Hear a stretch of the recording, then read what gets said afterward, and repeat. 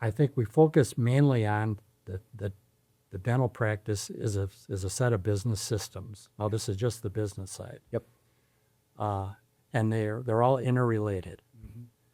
And we can help walk through these things with you. Start off with basic stuff like business planning, budgets, things like that, and help them understand the outcome on the other side of your first year, second year is going to be successful practice, being able to pay off your debt, have some set aside for future acquisitions. And so I think once a young dentist understands and is committed to studying the business side of things, they're going to be okay. Yeah. If they say, well, things will just happen, I'm fine, things will work out, that's a little more dicey, especially in this day and age where the whole dental industry is sort of compressing and becoming more competitive at every level. And little things matter. Yeah. Doing the right little things matter. They all add up.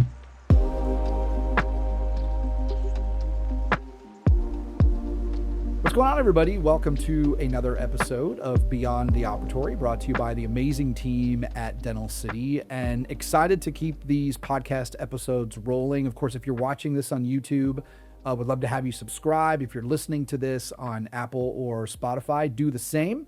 The whole goal of this podcast from the team at Dental City is to add value to you as the dental professional, whether you're on your way to the practice, taking a lunch break in the evening. We know that there are a lot of crazy things going on in the dental industry right now. And although Dental City has been known for many years as a company that can help you with your supplies, the whole idea of launching this podcast is to help you in 2026 and beyond to grow your practice. And so I'm very excited for these next 4 episodes with Ken Mathys, who has a great background when it comes to kind of the business side of a dental practice. We're going to dig into a whole host of technical things, and I would encourage you that for my conversations with Ken, you're going to want to have a notepad and paper.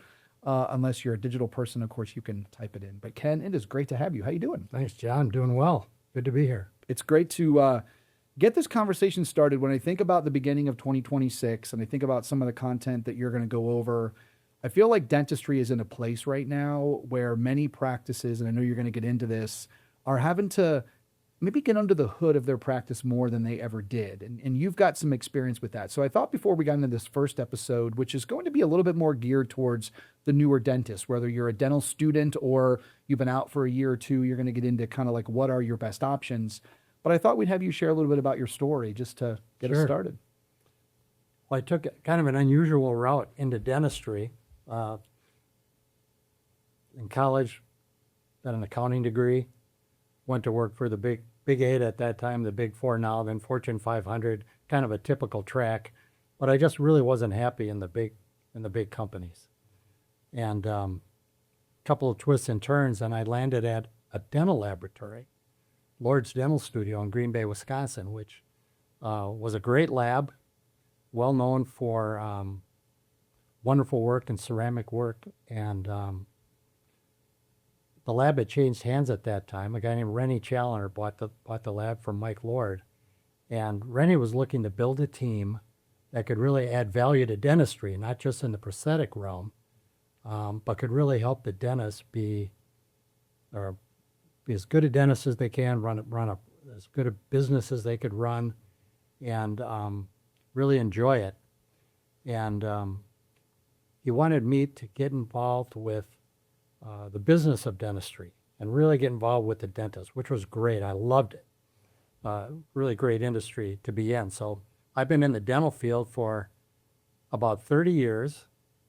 First with the lab, then when we sold the lab in 2009, we started our own dental practice consulting company called Dental Practice Advisors. Okay. And that really allowed us to leverage a lot of the knowledge that we've gained through dentistry in the 18 years before that, as controller and then as an owner for about 9 years with a great team, by the way. It was great. But allowed us to take all those learnings and apply them to really helping dentists in their practice. Yeah. By practice, young dentists, midterm dentists, late-term dentists, did some transition work and really helped them with leadership. and operations. And it was just, it was a lot of fun. I enjoy working with dentists. Yeah, I love that. Well, what we want to do through these 4 episodes with you is kind of take that insight, all that experience and a lot of your knowledge, bottle it up and share it with everybody. I think dentistry is an interesting point right now, and I'm glad that we're going to start out thinking about and having you share some insight for the newer dentist. Because when I think about dentistry now or a newer dentist, they have a couple of routes they can choose, right? They can go in the military, they can start their own practice, they can work for a DSO. I feel like there's a lot of different options that they can take. Right. But as you know, Ken, on the other side of that, they don't know the ramifications of that, like which path they go. And so that's where I thought we would start with this first Sure. episode. And I know the biggest takeaway for this one is to make sure that regardless of where you're at as a younger dentist, that you carefully weigh the alternatives and you make the right decision for you, not necessarily kind of where you think people are advising you to go, but what's best for your situation. So the very first thing I wanted to ask you and have you share from what you learned is this whole idea of what is important to that individual dentist, and maybe kind of share your insights on that to get us started. Sure. And as you said, every person has a unique situation. And while you're young in your career and you might not realize everything that you're going to learn throughout your career, got to try and envision where do you want your career to go. Kind of try and begin with the end in mind, so to speak. You're going to be under a lot of pressure typically with student loans and big changes coming out of dental school. So you may feel that service to the public is number one. You may be totally focused on paying your loan off as soon as you can and getting out of debt. You may want to really build your skills in different areas. You may want to specialize.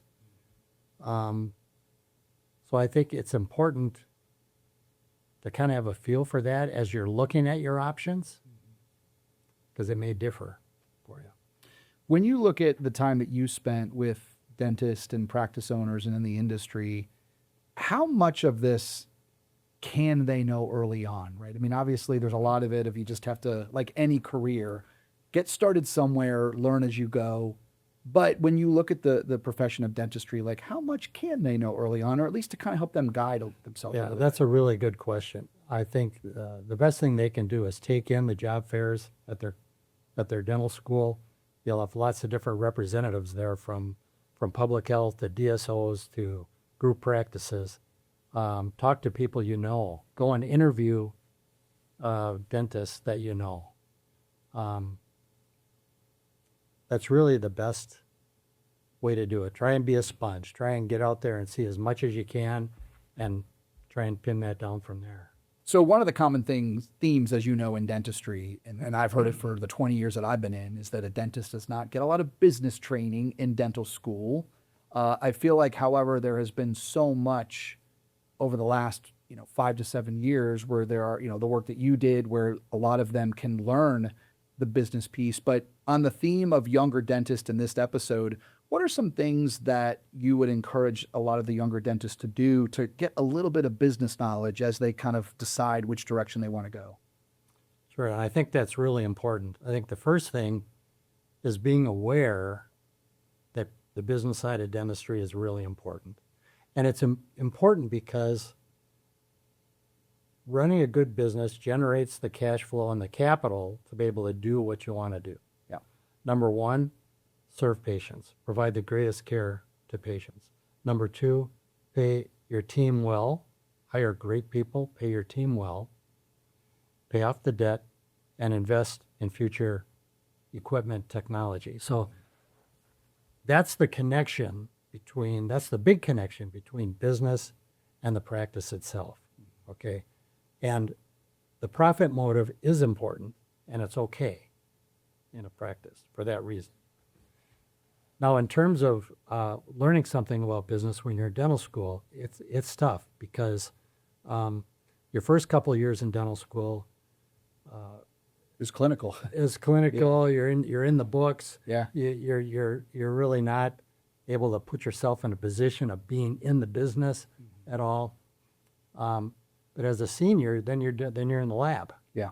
or in the clinic, I should say, and the lab too, probably. You might have a course or two, but that's about it. And time is at a premium. Yeah. So there are resources out there. There's seminars. There's online resources. There's you'll get to know consultants that come to your dental school. Yep. You'll get to know some dentists that are advisors, that are volunteer advisors at your dental school. Ask them. Say, just see if they'll allow you to come in and just listen. Yeah, the important aspects of it. And that's really all you can do. And I think then you get to the point when you're ready to secure good advisors, really, really great advisors on the business side. When you would work with a practice and you had the opportunity to work with a younger dentist, looking back, like what were some of the conversations that you had with them, knowing and understanding their situation? I think we focus mainly on the dental practice is a set of business systems. Now, this is just the business side. Yep. And they're all interrelated. Mm-hmm. And we can help walk through these things with you. Start off with basic stuff like business planning, budgets, things like that, and help them understand the outcome on the other side of your first year, second year is going to be successful practice, being able to pay off your debt, have some set aside for future acquisitions. Mm-hmm. And so I think once a young dentist understands and is committed to studying the business side of things, they're going to be okay. Yeah. If they say, well, things will just happen, I'm fine, things will work out, that's a little more dicey, especially in this day and age where the whole dental industry is sort of compressing and becoming more competitive at every level. And little things matter. Yeah. Doing the right little things matter. They all add up. So I think that's what I would. Yeah, and when I think about the younger dentist today, I think there's two ways to look at it, right? There's an abundance of information, and so it could either be looked at as overwhelm or gratitude that information is there, the mistakes of the past for those that have built successful dental practices and groups, they're passing that down, which is exciting. And I wanted to go back actually and have you kind of talk, we were talking about some of the different options. You were talking about public health, DSO, private practice, associate in a group, buying a retiring dentist, a new startup. Let's maybe go through each one of these and maybe some advantages and disadvantages. So sure. let's start with we'll start with the public health one. Public health provides wonderful opportunities for the dentist to really make a difference in the lives of people. I was on the board of a major public health organization in the Green Bay, Brown County area, and we served 8,000 or 10,000 kids in schools, school-based program. Tremendous rewards in that area. One advantage, in addition to that satisfaction, is that there are tuition reimbursement programs, tuition forgiveness programs in various public health options. There's federal programs, there's tribal clinics that offer that, that's also federal, and other things. So the benefit there is you get a lot of work. You see a lot of people. Right. A lot of reps. lot of reps. Yeah. The thing is, those reps might be very basic and similar procedures. You might not get a breadth of service that you might want long term, but you see a lot of kids. You make a difference in their lives. I mean, real difference, or they wouldn't get the care otherwise. And as you know, in any profession earlier in your career, beggars can't be choosers, right? You got to learn. You got to get the reps in. You have to kind of earn your stripes per se. Any disadvantages though to the public health side that you can recall? Well, I think it would be that. It would be that you're not getting the breadth of experience. Okay. Yeah. It's probably mostly in-office restorations. Right. It's not going to be restorative, lab restorative type work. That could change, and I don't want to make a blanket statement. Yeah. But at least my experience in this particular case. And so should you want to make a move in a few years from public health to something else, you're probably going to be a little bit behind in terms of your practice, your skill set, in terms of the breadth of services, removables, crown and bridge, implantology, probably going to do a lot of endo in public health. Yeah. Unless they have specialists. Right. Okay. The next one would be the private practice. Some of the advantages of a younger dentist going to a private practice, and then some of the disadvantages. Sure. Private practice is still a really great place to be. I firmly believe that, the DSO roll-ups and so forth are going to have a chunk of the market, if you will. Yep. But private practice is still going to be a very, very viable option long term. An advantage getting into a private practice, especially if you've got some really great dentists there to mentor you, is that you're going to be able to develop with the basics and then because you're not going to do a lot of restorative in dental school. You're not going to do a lot of cases. So, but you're going to have your senior dentist there, your potential partners there to help you along the way to pace you. Yeah. And you're going to be able to pace the appointment times. You're going to be able to pace the difficulty of the procedures. And that's just a really great place to be if you can find the right situation. Yep. And from your experience, finding the right situation, I know there's a couple of things that comes to that. It's based on where you go to dental school. Maybe you want to stay in that same community because you grew up there. Maybe you want to move across country to try something new. That's right. I feel like it's kind of a mix, right? When I think about the younger dentists that I've met over the years, it is kind of a combination of those things. Some stay in the communities that they grew up in. Some go somewhere completely different. And one great thing about dentistry is you can be mobile. You can go to whatever part of the country or the world that you want to go to. Right. And it's terrific. There are legacy practices that are just really, really strong, have a strong local brand. You can plug into that. Both your chairside manner, your temperament, your work with the team. I think there's so much you learn on the job. Yeah. In terms of how to conduct yourself. I mean, little things, conduct yourself with patients, conduct yourself with the team. And a private practice can really help you with that. Yeah. Help ease that change. What are your dental thoughts? school. Yeah. What are your thoughts on, in that situation, a younger dentist showing up at that practice or calling or anything that you've seen over the years that you feel like, I feel like the more proactive they are, the more, confident that they are, that they just want a shot, they want to learn, would go a long way for them. But anything else that you've seen over the years of for a younger dentist watching this that would, help them in regards to how to approach a private practice, out of school? I think the biggest thing, and you kind of alluded to it, is I want to learn, I want to work, I want to earn my stripes, right? Unfortunately, I've seen some dental school students that come out of school and let's say they're a little overconfident and have this picture of the way it's going to be, and you really have to go with the flow with the practice. Yeah. And be a sponge. Take on as much as you can. Stay late. Go in early. Look at cases with your senior docs. Just try and be a sponge and absorb as much as you can. Take in the development, every development opportunity. That's going to show the other docs in the practice that you're in this for the long haul. Money at that point is important, but not the primary importance. Right. Don't get hung up on that. Focus on the best opportunity that you're going to have to do as much as you can possibly do, and just go for it right off the bat.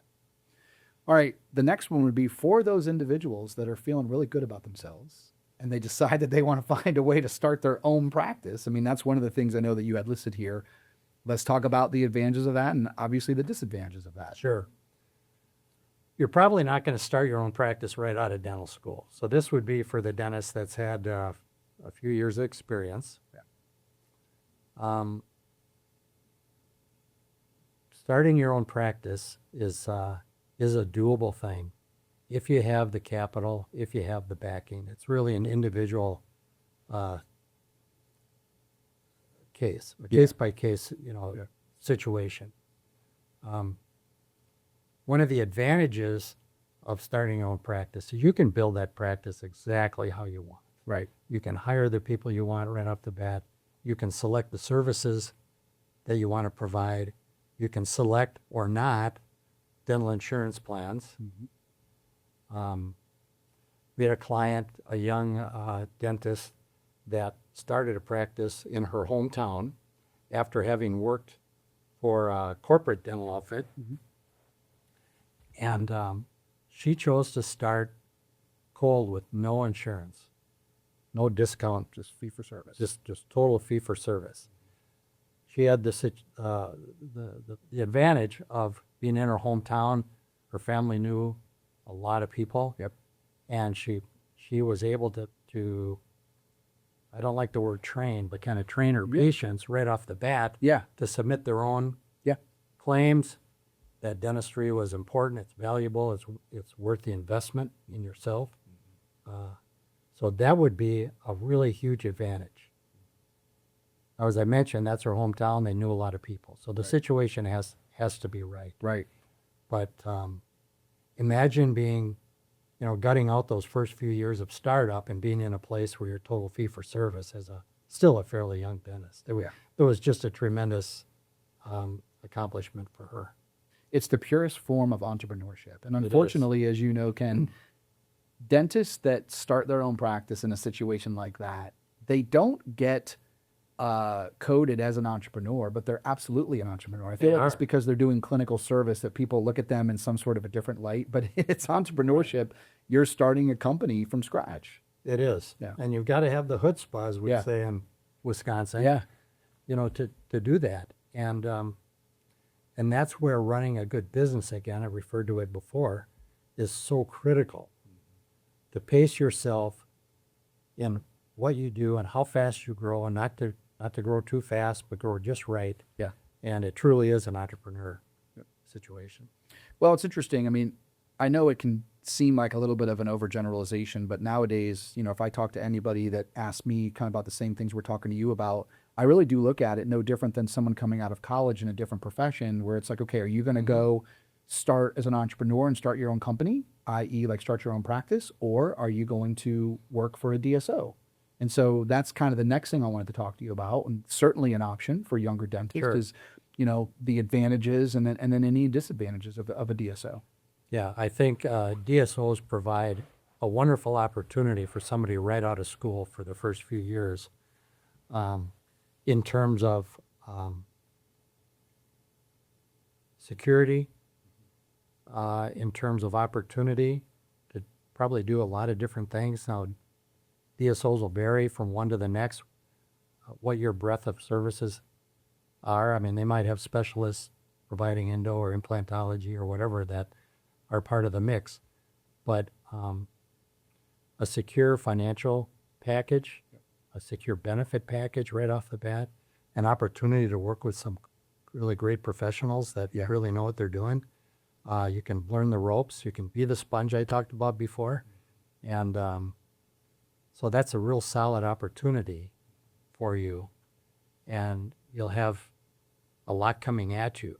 And typically, a really good DSO will have development programs, mentors, things like that are kind of built into the whole program. So that could be a very viable option right out of school. It's like going to a private practice, like you mentioned, where there might be a couple of other dentists, except like 10X or 25X, right? It's like you have all of these different, this network of a lot of the different dentists and the other practices. Right. Things like that. Yeah. A little bit kind of on steroids. But that's not to say that a large private group practice doesn't have that. Right. So it's a case-by-case situation. So I generalizing a little bit here, but you really got to look at the specific situation. Now, DSOs are also providing career paths for dentists long-term. And I think that could be an option for some people. Yes. That like that. The disadvantage of a DSO is that it is corporate. Many of the DSOs are run by private equity groups, and they're financial people. Yep. And they're going to want things buttoned up. They're going to have budgets. They're going to have targets. Not that you won't in private practice, but they're going to have very specific things that they want to see. They're going to provide formularies for what you should use in terms of Products, and products, all that. materials, equipment, things like that. And there might be, as time goes on, as you find yourself in dentistry, that might not be the best match for you. Right. You might want more independence and flexibility. Yeah. And so it could be good for some people, but for other people that really want to be more independent, I think dentists by nature, at least historically, have been kind of independent kind of people. Yeah. And want to do things the way they want to do it, don't want to necessarily be pressured that much in terms of appointment times and things like that. So it depends on how you're wired. Yeah. Well, and the last thing along these option side is the opportunity to buy out a retiring dentist.